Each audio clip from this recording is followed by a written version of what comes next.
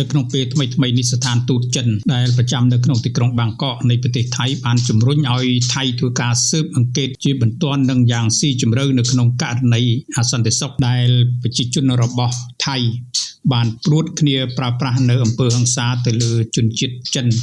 ដែលស្ថានទូតចិនបានហៅថាគឺជាអំពើហិង្សាដ៏ហួសហេតុហើយនេះក៏មិនមែនជាលើកទី1ដែរដែលស្ថានទូតរបស់ចិនប្រចាំនៅទីក្រុងបាងកកមានការព្រមានចំពោះអាជ្ញាធររបស់ចិនឲ្យធ្វើកិច្ចការនេះទោះអំពីកាលពីឆ្នាំមុននេះក៏មានការ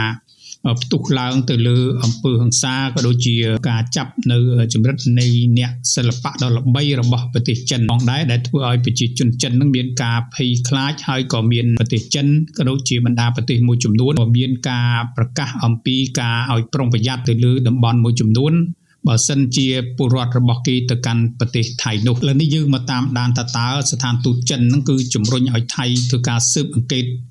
ទៅលើករណីយ៉ាងណាខ្លះប្រទេសថៃកំពុងតែបង្កនៅអសន្តិសុខខ្លាំងដោយសារតែមានការធ្វើបាបនិងយាយីទៅលើជនបរទេសមិនសូវជាដាច់ប្រមាណនោះទេហើយនៅក្នុងករណីខ្លះមានការធ្វើឲ្យបាត់បង់ជីវិតរបស់ជនបរទេសថែមទៅទៀតយ៉ាងណាក៏ដោយក្នុងករណីចុងក្រោយនេះគឺមានការប៉ះទៅលើជនជាតិចិនតែម្ដងដោយសន្តិសុខថៃខាងខ្លួនគឺជាម្ចាស់ប្រទេសបានប្រើប្រាស់នៅអំពើហិង្សាទៅលើជនជាតិចិននៅក្នុងអំឡុងពេលដែលចូលរួមព្រឹត្តិការណ៍ពិព័រណ៍សៀវភៅមួយនៅក្នុងទីក្រុងបាងកកជុំវិញបញ្ហារឿងនេះស្ថានទូតរបស់ចិនប្រចាំនៅទីក្រុងបាងកកក៏បានចេញនៅសេចក្តីថ្លែងការណ៍អំពាវនាវឲ្យអាជ្ញាធររបស់ថៃបើកការស៊ើបអង្កេតជាបន្ទាន់ពីព្រោះនោះគឺជាករណីដែលប្រើប្រាស់ហិង្សាជ្រុលហួសហេតុពេកទៅលើពលរដ្ឋរបស់ចិននៅក្នុងសេចក្តីថ្លែងការណ៍កាលពីថ្ងៃច័ន្ទទី27ខែកក្កដាឆ្នាំ2026ម្សិលមិញនេះស្ថានទូតរបស់ចិនប្រចាំនៅទីក្រុងបាងកកក៏បានដឹងថាពលរដ្ឋរបស់ខ្លួនគឺបានតាក់ទងមកស្ថានទូតហួសហេតុការណ៍ដែលកើតកាលពីថ្ងៃទី25ខែកក្កដា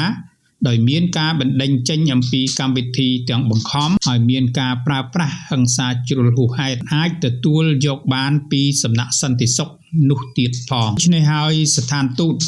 ក៏បានតម្រូវឲ្យមានការស៊ើបអង្កេតជាបន្ទាន់ទៅលើករណីមួយនេះហើយបើតាមការផ្សាយរបស់កាសែតថៃខៅសុតបានលើកឡើងថាចំនួននេះគឺមានការក្តៅកក្រវៀងភ្ញៀវចិនហើយនិងសន្តិសុខបានកើតឡើងនៅក្នុងព្រឹត្តិការណ៍ពិព័រណ៍ប្រឡោមលោកអន្តរជាតិឆ្នាំ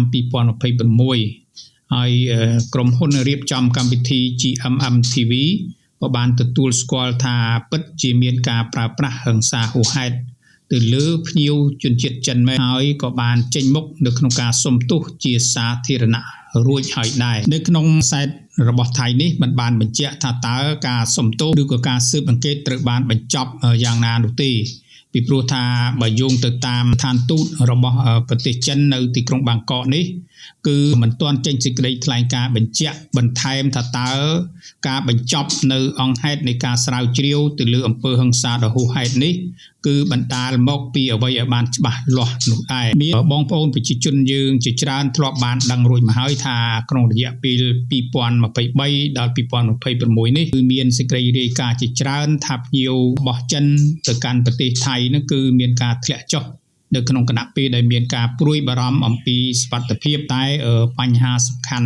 ខាន់ជាច្រើននោះគឺមានការប៉ះពាល់ធ្ងន់ធ្ងរនៅក្នុងករណីកន្លងមកផងដែរ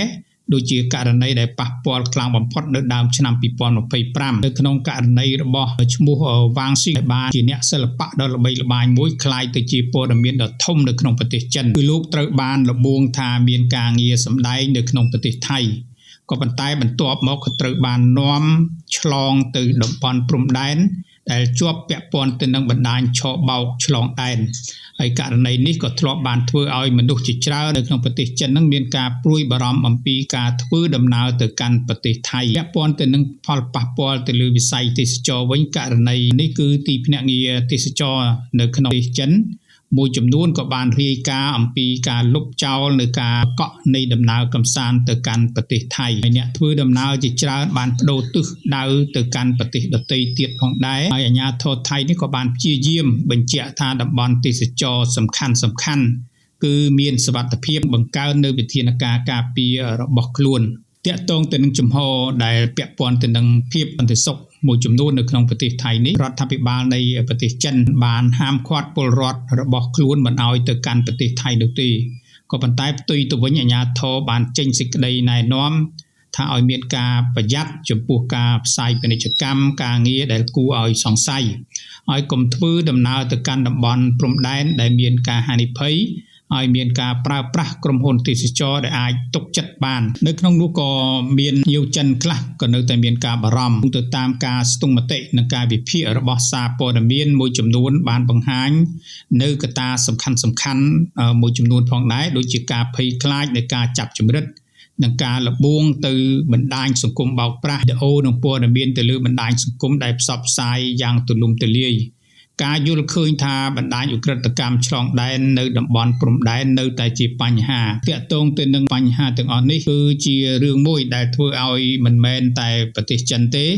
គឺថាអាចមានប្រទេសច្រើនផងដែរដែលជាប់ពាក់ព័ន្ធទៅនឹងការហាម5ឬក៏ឲ្យប្រជាជនរបស់ខ្លួននឹងមានការប្រយ័ត្នប្រយែងចំពោះការធ្វើដំណើរទៅកាន់ប្រទេសថៃ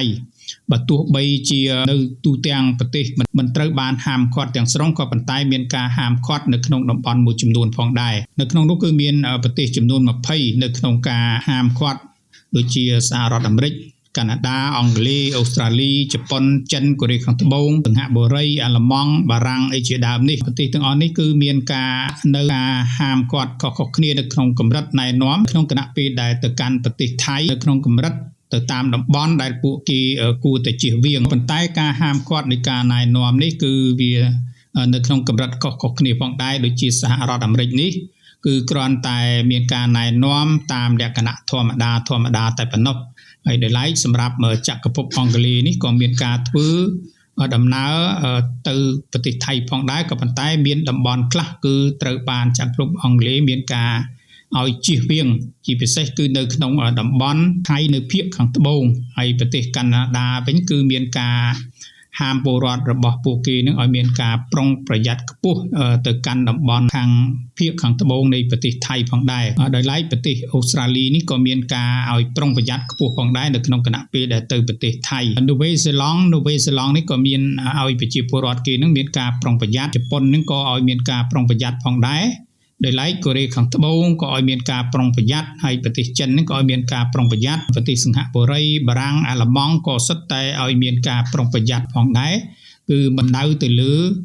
តំបន់ទូទៅនៅក្នុងប្រទេសថៃទេគ្រាន់តែមានតំបន់ចំណុចខ្លះដែលតាក់ទងទៅនឹងបញ្ហានៃតំបន់ចំនួនដូចជាតាក់ទងទៅនឹងហានិភ័យខ្ពស់គឺតំបន់ព្រំដែនដែលមានចំនួនហើយនឹងតំបន់ដែលមានការប៉ះទង្គិចគ្នាតានតឹងដូចនៅភាគខាងត្បូងនៃប្រទេសថៃផងដែរ